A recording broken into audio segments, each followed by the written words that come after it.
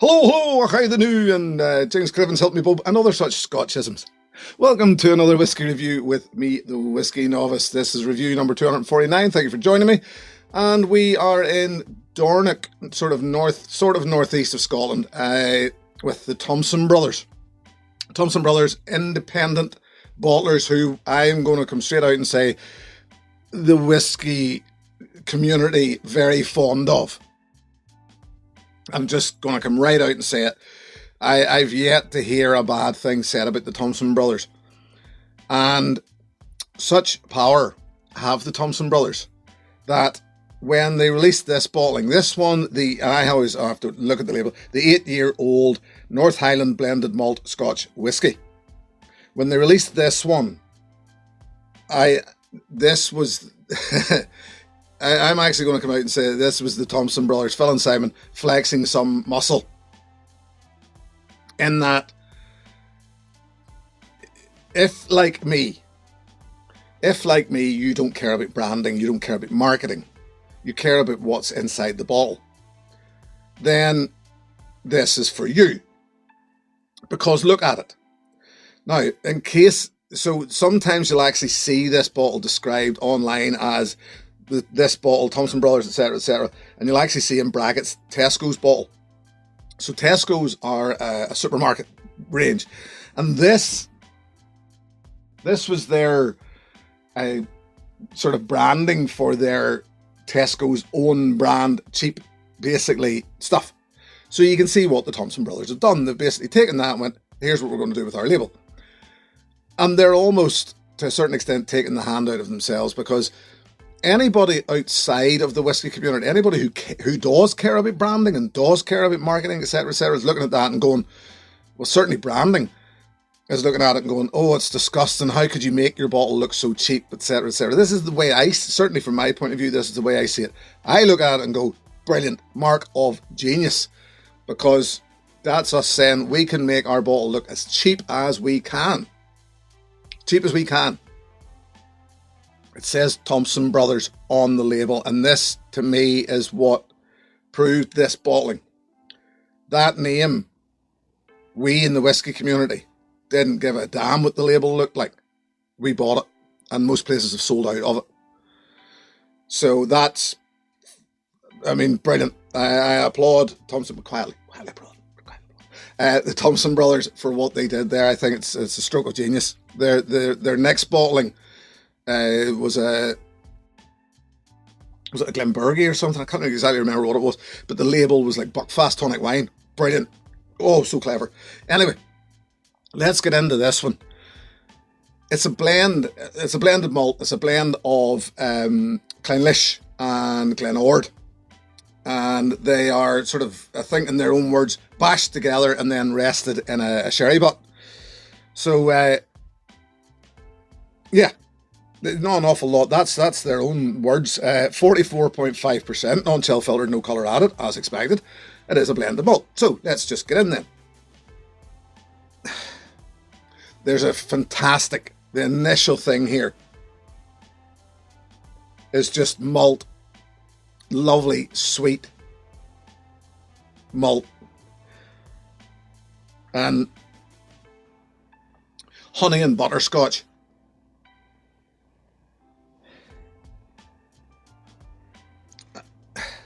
I always say, so saying it smells like malt, here's a recommendation for you.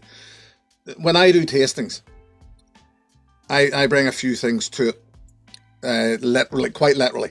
And one of the things I do is bring a jar of grist, the dry grist, ground malt. And if you don't know what grist smells like, my recommendation is, because this is what I did a few years back, just buy a bag of it. You can buy brewer's malt. You can pretty much buy it on Amazon. That's where I bought mine. And just to give you, and you see, as soon as you smell that grist, as soon as you smell that ground dried malt, you go, there. I've smelt that so many times, but just wasn't, and it's a very, very strong smell which tends to show up in an awful lot of whiskies, but sometimes we just can't put our finger on it. So it's here, very much so here, and even grass, fresh grass, sweet, freshly cut grass. It's bright, it's fruity, orange, apple, banana, or even synthetic banana. So the thing about it is, once again, banana doesn't always smell like it smells like whenever that flavour has been created synthetically in candies or sweets. So we have a thing here called, we call them squishy bananas. They're candies, sweet. And it's that almost synthetic banana smell rather than actual banana. Maybe, did I go into that too deep? The Clynelish definitely shows up. I would suggest I haven't spent enough time with Glen Ord. I think I've only ever had an independent bottling of it to know sort of what their signature is. So, but definitely the Clynelish is on the nose. I would suggest there is a waxiness there. Not massively, but it's just, all of that aside, it's a fantastically nice nose. Can't say much more than that.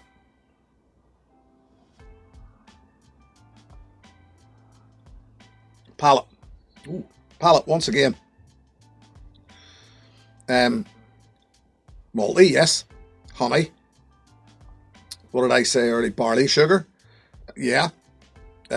Freshly cut sweet grass again, yes. Is that waxiness in the palate? I'm not convinced. But then, I'm not going to play too much on that.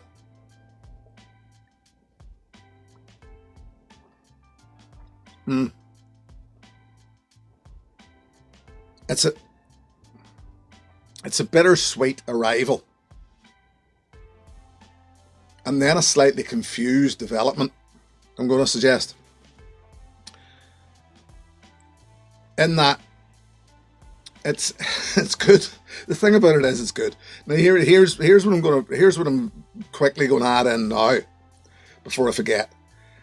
You'll not pay any more, if you can still find this, because it has sold out in a lot of places, but you'll not pay any more than £30 to £35, right? So it was between that, around the £32, £33 mark, actually, closer to it.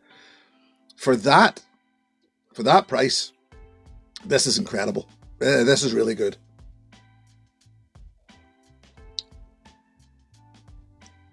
And the thing is, it is quite sweet. The more you go back to it, the better it gets. Really rich, really coating, not incredibly waxy like Clynelish you would expect. But then remember, this is a blend of Clynelish and Glen Ord, so you could be pulling that waxiness back with the Glen Ord. Fruity, once again. Overripe fruit slightly. It's really good, but it is a little confused in the palate for me. In that it feels like, it almost does feel like as if there's a couple of things fighting against each other that don't want to be there. Is that Clynelish and Glen Ord going, no, don't put us together? No, I'm not going to say that, because it's a good blend. It is a good blend. It's just, there's something a little confusing about it. There's something a bit tangy in the back of the palate.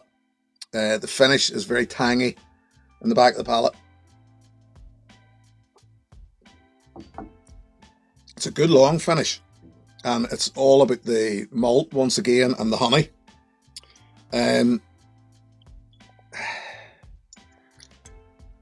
Yeah, just really the only complaint I would have is I do find that it's a bit of a confused development in the palate, in that there's still, even now, that finish is long for a non-peated malt, for a blended malt. Citrus and white pepper and all sorts still going on in the finish, but there's just something in the palate the whole way through it, which, as good as it is, just feels a little confused, is the best way I can describe it. Yeah. I'll tell you one thing about it. It actually feels like an old style of Scotch once again.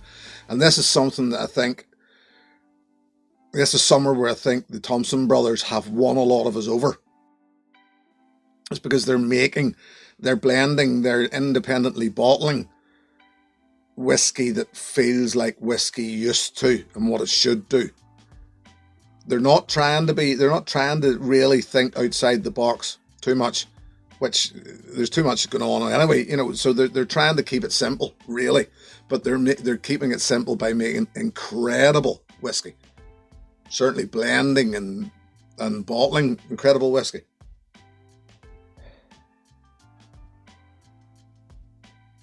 The nose comes richer, more citrusy.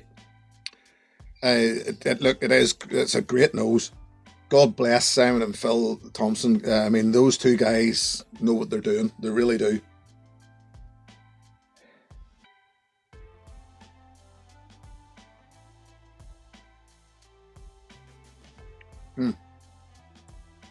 Drop of water helps. Drop of water has helped that. 44.5%. I mean, it's a weird sort of percentage to be bottling at, but that suggests to me that that's the flavour. That was the ABV it was at when they thought the flavour was right. Can't disagree with them.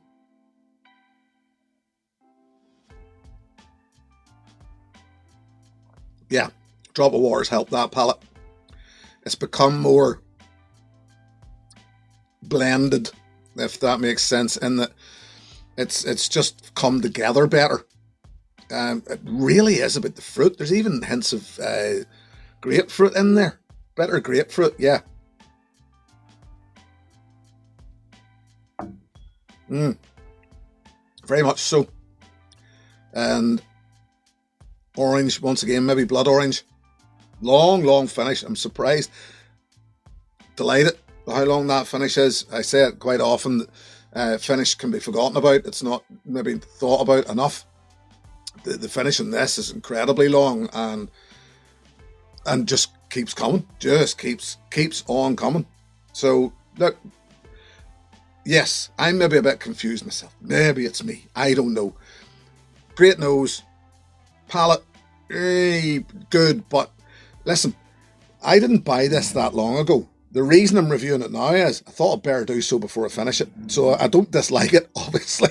Just something about it anyway. But look, great whiskey for the price. If you see it anywhere, buy it. Buy it.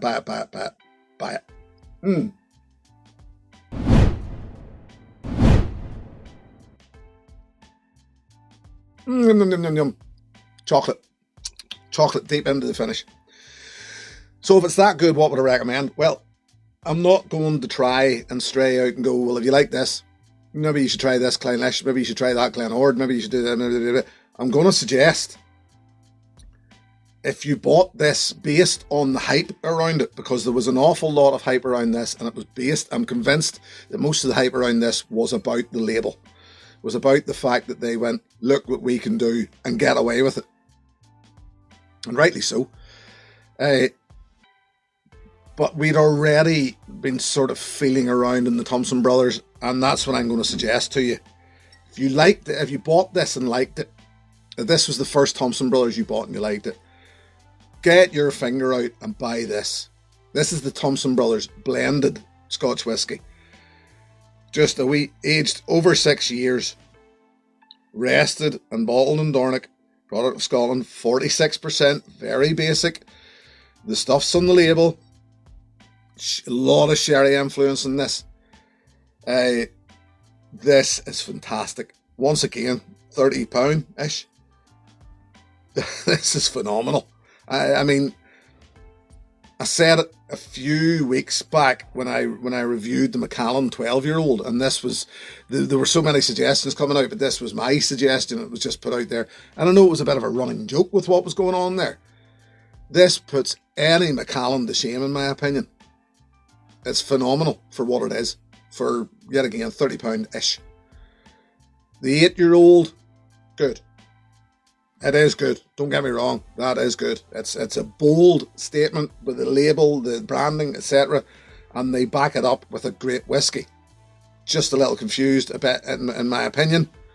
But this one, I love. I absolutely love. So, yeah, if you're dallying in the Thompson Brothers and this is the first one, give it a go. Or, I mean, the SRV5, Station Road 5, another great one. So, get yourself a Thompson Brothers. But I'm going to suggest don't just rush out and buy all of the Thompson Brothers independently bottled stuff. Pick up their blends, because those guys know what they're doing. Those guys are blending an incredible whiskey, and it's alchemy in my opinion. Blending's alchemy. Good blending is alchemy, and these guys have that golden touch.